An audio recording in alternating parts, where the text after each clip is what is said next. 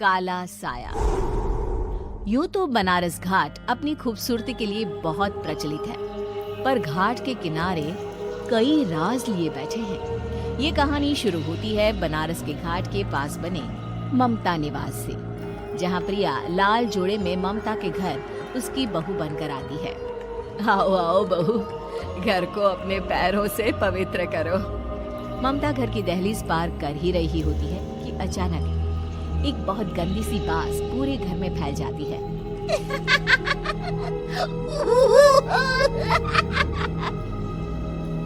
ये बदबू और ये आवाजें, ये कौन हंस रहा है माँ? ये पड़ोसी ना हमारे थोड़े अलग से है। कहाँ हम शाकाहारी और ये मांस मच्छी खाने वाले। छोड़, तू ध्यान मत दे और गृह प्रवेश कर। और हाँ बहू, अपनी सास की एक बात हमेशा याद रखना, इन पड़ोसियों से तो कभी बात नहीं करेगी। अच्छे लोग नहीं है ये। अपनी सास की ये बात मानेगी ना बेटा? हाँ माँ, जो आपकी मर्जी, मैं उनसे बात नहीं करूँगी। अगले दिन प्रिया अपनी पहली रसोई बनाने रसोई घर में जाती है। ये छोटी बात तो नाक में जा रही है। एक काम करती हूँ, खिड़की खोल देती हूँ। प्रिया खिड़की खोलने जाती है। इतने जाले, लगता है इस खिड़की को कभी खोला ही नहीं गया। पर ऐसा क्यों? नॉन वेज की स्मेल आती होगी ना। 2 मिनट के लिए खोल लेती हूँ, फिर बंद कर दूंगी। प्रिया खिड़की खोलती है।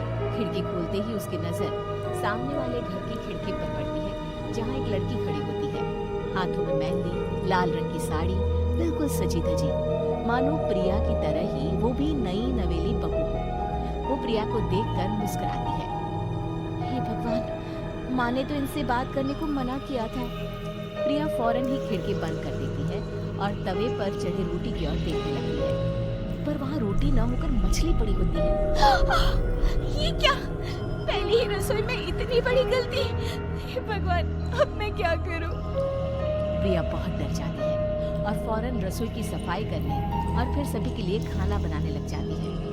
जब वो सबको खाना परोसती है, सब तो ठीक है, मैं बेकार में चिंता कर रही थी।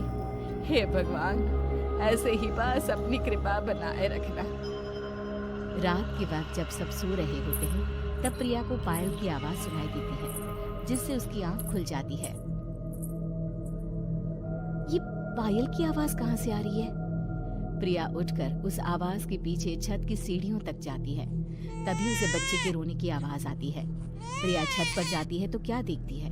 वही लाल साड़ी वाली लड़की अपनी गोद में एक नवजात बच्चे को घुमा घुमा कर सुला रही है।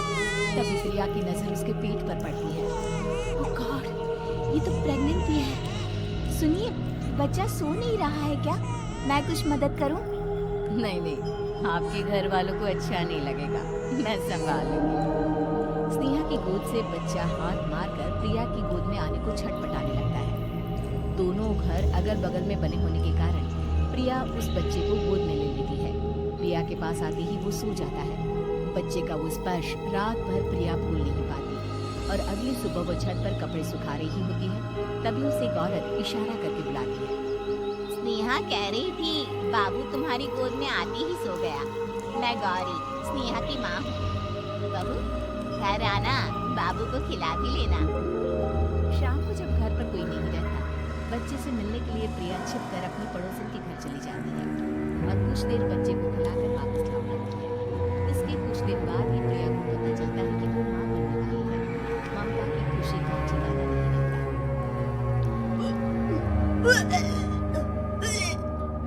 बाजी, पता नहीं क्यों उल्टी आ रही है। प्रिया भागती हुई वॉशरूम में जाती है। तो और लाल रंग की उल्टी करती है। उस उल्टी में से कीड़े निकलते हैं। ये क्या? खून और ये कीड़े। माँ, माँ! प्रिया की आवाज सुनकर ममता दौड़ कर आती है, पर डीजल में कुछ नहीं होता। प्रिया हक्की बक्की रह जाती है। ये सब क्या हो रहा है? प्रिया घबरा जाती है और अपने कमरे में जाकर सो जाती है। डर के कारण वो इतनी थक जाती है कि उसकी आंख लग जाती है। तब उसे ऐसा लगता है उसके पेट पर मानो कोई बैठा हुआ हो। कौन हो? प्रिया के पेट पर एक 5 महीने की बच्ची बैठी हुई थी, जो बुरी तरह जली हुई थी। माँ? तुम ही मुझे लाई ना अपने पेट में। मैं तुम्हारी माँ नहीं हूँ। कौन हो तुम? माँ, देखो मैं जल गई बुरी तरह से। 6 महीने पेट में रहने को भी मुझे नहीं मिला। सहला दो ना माँ। बचाओ, बचाओ, माँ। ममता दौड़कर कमरे में आती है। प्रिया की बातें सुनकर वो सब समझ जाती है। तू कहीं बगल वाले घर में तो नहीं जाकर आई ना बहू? मुझे माफ कर दो, मैं गई थी माँ। उस घर में सब मरे हुए हैं बहू। कई साल पहले स्नेहा उस घर में बहू बनकर आई थी। कुछ ही दिन में वो एक बच्चे को जन्म देने वाली थी। पूरा घर बच्चे के आने की खुशी में खोया था कि एक दिन अचानक उस घर में आग लग गई। सब बुरी तरह जलकर मर गए। गौरी आज भी दादी बनने का इंतजार कर रही है और इसीलिए स्नेहा ने अपना अजन्मा बच्चा तुम्हारी कोख में डाल दिया। ममता ये कह रही होती है कि पीछे से उसके पैरों को एक बच्चा पकड़ लेता है। दादी, माँ, स्नेहा की गोद में यही बच्चा था।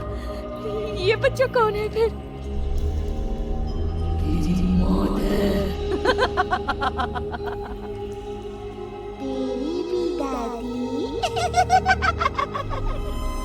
जिस चीज का ममता को डर था वही हो गया।